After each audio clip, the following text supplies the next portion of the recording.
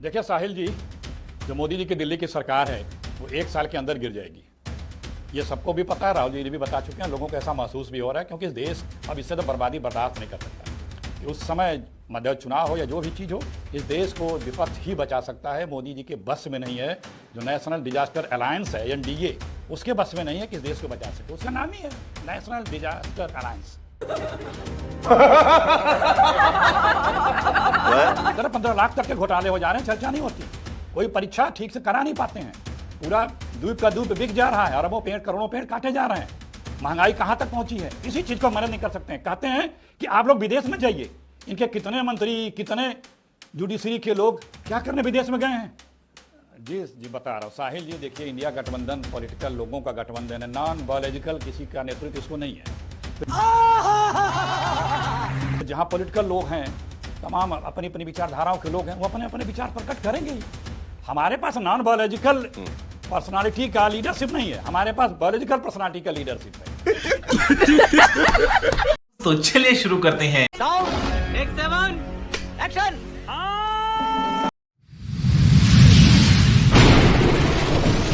नमस्कार दोस्तों, स्वागत है आप सभी का मेरे आज के इस नए वीडियो में। दोस्तों, आज डिबेट में अखिलेश प्रताप सिंह, जो कि कांग्रेस के प्रवक्ता है, ऐसा दावा कर रहे हैं कि दिल्ली में जो बीजेपी की सरकार है वो 1 साल के अंदर गिर जाएगी, क्योंकि ऐसा राहुल गांधी ने कहा है और वहाँ के लोगों के हाव भाव से ऐसा लग रहा है। इसका कारण ये है कि दिल्ली में बढ़ती महंगाई, बढ़ता प्रदूषण, एयर पॉल्यूशन, वाटर पॉल्यूशन और साथ ही साथ वहाँ सुविधाएं कम होना। लोग अब दिल्ली छोड़ रहे हैं क्योंकि आधे लोगों को गैस सिलेंडर नहीं मिल रहा। लोगों का बहुत ही बुरा हाल है दिल्ली में, और ऐसी समय को देखते हुए हो सकता है कि अब लोग कोई आक्रोश कर दे जिससे दिल्ली की सरकार गिर जाए, ऐसा दावा है कांग्रेस का। तो दोस्तों, इसी बात का खंडन करते हुए बीजेपी के प्रवक्ता प्रेम शुक्ला ने कहा है कि जिस कांग्रेस कि खुद की कहीं सरकार नहीं है अपने दम पर, वो बीजेपी को दावा कर रही है कि उनकी सरकार गिर जाएगी। दिन प्रतिदिन बीजेपी की सरकार बढ़ती जा रही है हर राज्यों में, और बीजेपी एक मजबूत संगठन बनते जा रहा है। तो यही कांग्रेस की ये दलील है और ये उनका सपना है। तो दोस्तों, आज इसी बात की डिबेट हुई है। आप सभी ये वीडियो पूरा देखिएगा, और अगर आप मेरे चैनल पर नए हैं तो इसे सब्सक्राइब करना मत भूलिएगा। आइए देखते हैं, मजा आएगा। क्या टीएमसी की कांग्रेस में विलय की खबरों में थोड़ी भी सच्चाई है या सिर्फ शिगुफा? थोड़ी देर पहले ममता बनर्जी अभिषेक बनर्जी के साथ में सोनिया गांधी से मुलाकात कर रही है, वहां से लेकर भी कुछ खबरें आएंगी, उसको लेकर भी चर्चा होगी। तीसरा सवाल, क्या कल अखिलेश यादव की शिकायतों के बाद यूपी में इंडिया गठबंधन की राह और कठिन होगी क्या? क्योंकि अखिलेश यादव सबसे पहले यह सवाल उठाते हुए कि कोऑर्डिनेशन की कमी है। अखिलेश प्रताप सिंह जी, आप कुछ इसके बारे में कह सकते हैं? क्या आपको लगता है कि अब यह वक्त आ चुका है कि इंडिया गठबंधन के साथ साथ कांग्रेस पार्टी के भी टूटे हुए धड़े अब एक साथ आ जाए, फिर उसमें ममता बनर्जी हो सकती है या महाराष्ट्र में शरद पवार भी हो सकते हैं? अभी मजा आएगा ना भिड़ो। जो मोदी जी की दिल्ली की सरकार है वो 1 साल के अंदर गिर जाएगी। कैसे? Can you explain? ये सबको भी पता है, राहुल जी भी बता चुके हैं, लोगों को ऐसा महसूस भी हो रहा है क्योंकि इस देश अब इससे तो बर्बादी बर्दाश्त नहीं कर सकता। और जब गिर जाएगी तो विपक्ष की भूमिका बड़ी हो जाती है। उस समय की भूमिका को निभाने के लिए विपक्ष लामबंद हो रहा है। विपक्ष हम सब लोग उसकी तैयारी कर रहे हैं कि उस समय मध्य चुनाव हो या जो भी चीज़ हो, इस देश को विपक्ष ही बचा सकता है। मोदी जी के बस में नहीं है। जो नेशनल डिजास्टर अलायंस है NDA, उसके बस में नहीं है कि इस देश को बचा सके। उसका नाम ही है नेशनल डिजास्टर अलायंस। इसको बर्बाद कर रहा है। लोकतंत्र तो पसंद नहीं है हमारे आदरणीय मोदी जी को, विपक्ष पसंद नहीं है, प्रश्न पसंद नहीं है, मतभिन्नता पसंद नहीं है, तो उसको तोड़ते हैं। आज से नहीं, आप शुरू करिए। जब से सत्ता में आए हैं, उत्तराखंड से शुरू हुआ था। अरे बाप रे, ये तो धोती खोल रहा है। सरकारों को लूटने का, उसके बाद वोट को लूटने की शुरुआत हुई, और अब देश को लूट रहे हैं। 15.5 लाख तक के घोटाले हो जा रहे हैं, चर्चा नहीं होती। यही नहीं, अभी और सुनिए। कोई परीक्षा ठीक से करा नहीं पाते हैं। पूरा द्वीप का दूध बिक जा रहा है, अरबों पेड़ करोड़ों पेड़ काटे जा रहे हैं। महंगाई कहां तक पहुंची है, किसी चीज को मैनेज नहीं कर सकते हैं। कहते हैं कि आप लोग विदेश में जाइए। इनके कितने मंत्री, कितने जुडिशरी के लोग क्या करने विदेश में गए हैं। खुद ये और इनके कितने CM रोजाना रैलियां कर रहे हैं। एक एक रैली के बसें, गाड़ी घोड़ा, तेल पानी देखिए ना, तो सिर्फ ज्ञान बघारना। इससे देश नहीं चलता। देख लिया देशवासियों ने कि भैया आप कुछ नहीं संभाल सकते।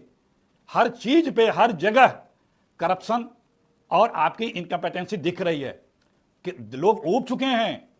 एक पीढ़ी 10 साल बहुत होता है। 18 साल का नौजवान 28 साल का हो गया, लोग उग उसे चुके हैं, नौकरी पाने का तो अवसर खो 2024 दिया के वो। बाद ये बात क्यों नजर आ रही है कि आज भी इंडिया अलायंस के गठबंधन की जब मीटिंग होती है तब सबसे पहले बार अखिलेश यादव यहां पर सवाल उठाना शुरू करते हैं कि भाई जरा सीट शेयरिंग ठीक से किया करिएगा, जरा कोऑर्डिनेशन रखा करिएगा, बिना कोऑर्डिनेशन के हम चुनाव नहीं लड़ पाएंगे। तो ये तो बाकी बातें तो होती रहेंगी, लेकिन आज के दिन में क्या, जो मैंने सवाल पूछा था जी जवाब दो कि क्या अब ये वक्त आ गया है कि जवाब अगर दे लोहा रहा हूं। लेना है देखिए, तो साथ में आकर लड़ना होगा, साहिल जी- अलग अलग लड़ेंगे तो फंसते रहेंगे। जिस साहिल तरीके से आरजेडी के नेता भी वही कह रहे थे साहिल कि एन मूवमेंट पर आकर कांग्रेस पार्टी कहती है कि हमें इतनी सीटें चाहिए, तो ये थोड़ा बदलाव भी चाहिए ना कहीं चुनाव लड़ने के लिए। जी बता रहा हूं साहिल जी, देखिए इंडिया गठबंधन पॉलिटिकल लोगों का गठबंधन है, नॉन बायोलॉजिकल किसी का नेतृत्व इसको नहीं है। तो जहां पॉलिटिकल लोग हैं, तमाम अपनी अपनी विचारधाराओं के लोग हैं, वो अपने अपने विचार प्रकट करेंगे ही।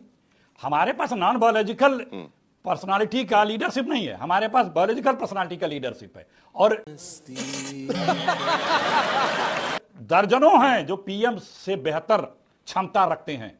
और ये जो बातें आप कह रहे हैं ना, ये पिछले 24 के चुनाव में भी बता रहे थे 400 पार आप लोग, और आप लोगों के एक्सपर्ट एनालिस्ट और जो जर्नलिस्ट हैं बता भी हमने देखा सुना, अब बता रहे थे यूपी में 73 से 75 सीटों से कम नहीं आएगा बीजेपी का।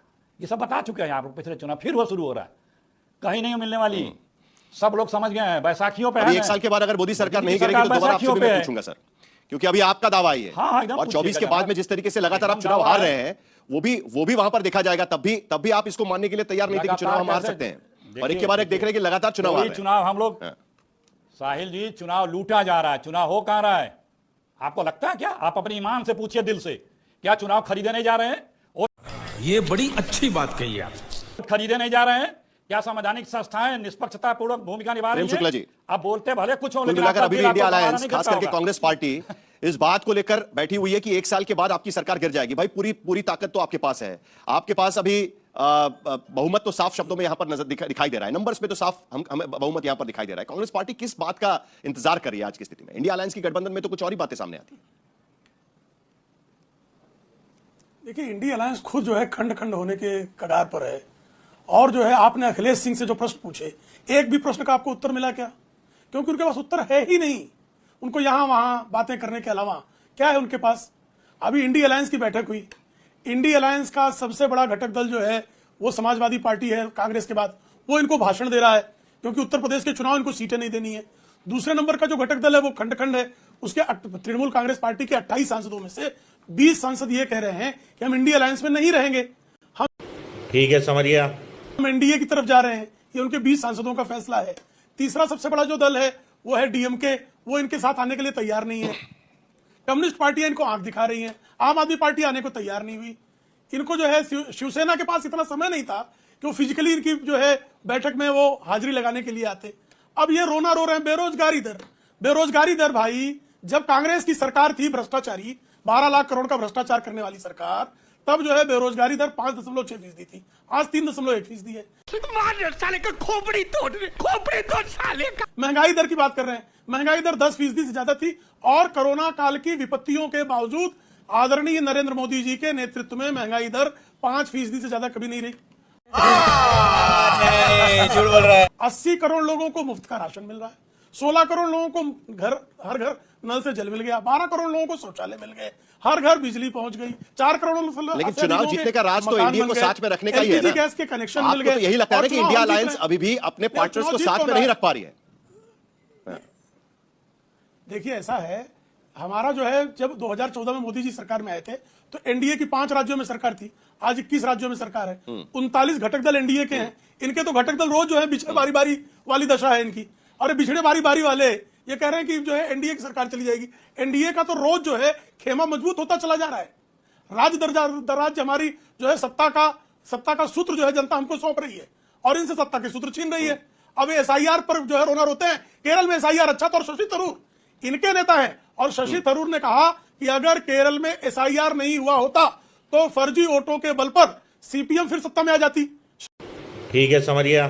शशि थरूर जो है, उनकी बातों का जवाब अखिलेश प्रताप सिंह के पास नहीं है। ये केरल में एसआईआर ठीक है, तमिलनाडु में एसआईआर ठीक है, बंगाल में ठीक नहीं है। फिलहाल तो इंडिया अलायंस की बैठक में समाजवादी पार्टी ने ही कुछ सवाल वहां पर खड़े किए हुए हैं। नहीं, फिलहाल तो इंडिया अलायंस की बैठक में समाजवादी पार्टी ने ही सवाल खड़े किए हुए हैं, क्योंकि सबसे पहली चुनौती तो उनको ही फेस करनी है। अगली बार जब विधानसभा के चुनाव होंगे अभी उत्तर प्रदेश में। चैनल को सब्सक्राइब करो पहले, हाँ जल्दी करो, मुझे